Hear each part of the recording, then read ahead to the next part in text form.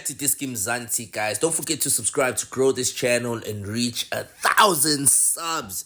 Big news from Naturena. Kaizer Chiefs have successfully registered Asanele, Velebayi and Baartman for CAF competitions, a move many believe is a critical step in returning promising young talent to continental and domestic action. Today, or tonight rather, we dig deep into what this means for the club, the unresolved SAFA case, and whether we might see the Stars back on the pitch before the year's end. Plus, a quick glance at Khanyisa Mayo and what he might bring to the pitch in the near term. The registration of Velebayi and Baartman for CAF is being seen by many as a strong forward-looking step by the Chiefs' technical staff.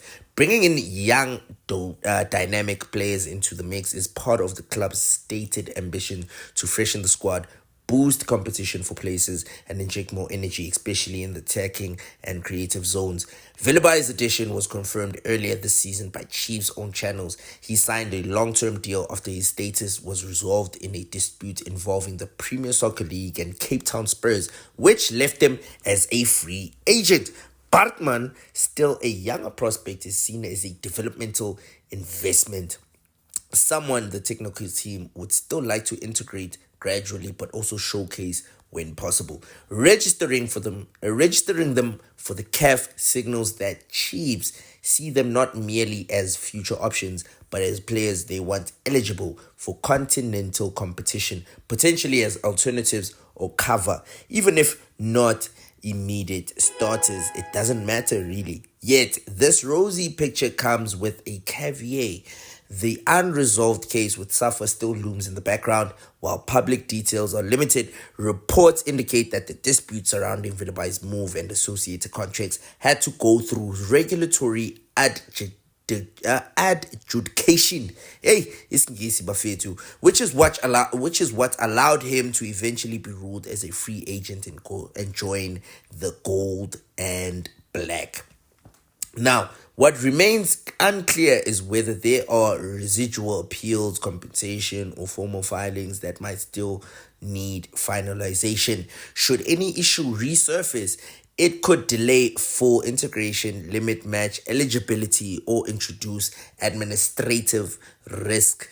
The club must be confident that the registration with CAF is watertight, lest the team be penalized or forced to forfeit matches.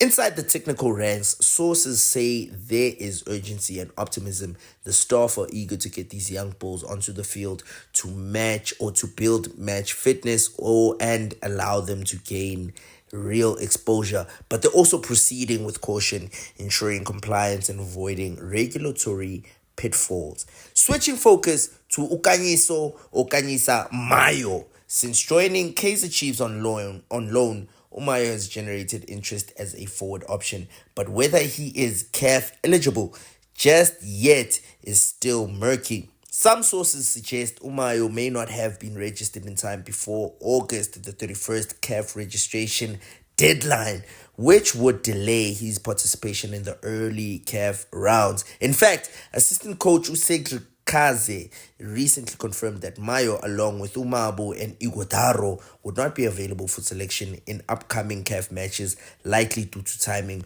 of their registration. On the domestic front, however, Mayo has seen limited game time since his arrival, making cameo appearances, but his inclusion into match squads, even as a substitute, has already stirred hope among fans. With his pace, movement, and goal instincts, Mayo could become a dynamic outlet for Chiefs' attack, especially in transitions and as a impact sub. Injecting Mayo once fully match fit and cleared might help stretch defenses and complement more creative midfielders or wider players. If the technical team times his introduction smartly, Mayo could begin to influence squad rotation and tactical variation, particularly in tighter CAF or cup fixtures where fresh legs up front really matter. Now, the big question: can we see Velebayi or Baartman don Chiefs colours before 2025 ends? Given that both now appear registered for CAF, the door is open, but several factors will influence whether the door is walked through quickly. 1. Match fitness and integration. Neither expected to start every game immediately. Coaches will likely manage their load, bring them off the bench, and ease them into high intensity matches.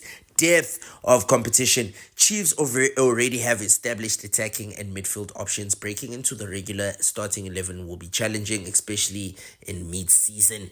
Schedule and fixture congestion. As the club juggles League, Cup, and CAF commitments, periods of rotation or forced changes, injuries, suspensions, and that alike may create openings. Risk management. The coaching staff may delay their introduction until confidence is high and any legal slash administrative risk is fully clear. Putting that all together, I'd speculate that Luke Baartman might see a handful of substitute appearances before the year is out. Perhaps in lower stakes domestic fixtures, or when the squad needs fresh energy late in games. Velebayi will bring more mature and likely closer to readiness. Velebayi would likely be more mature and likely closer to readiness. Could be more likely to see minutes in both domestic and CAF matches if Chiefs advance. But a full start remains less certain. Even if they don't rack up heavy minutes, just being available on the bench or making cameo contributions would still be a symbolic success, a clear signal that the club is walking the walk on the youth integration subject. If you've liked this breakdown, please make sure that you leave me a comment and let me know what you think about what I've said on this piece. And don't forget to like and subscribe. Danko.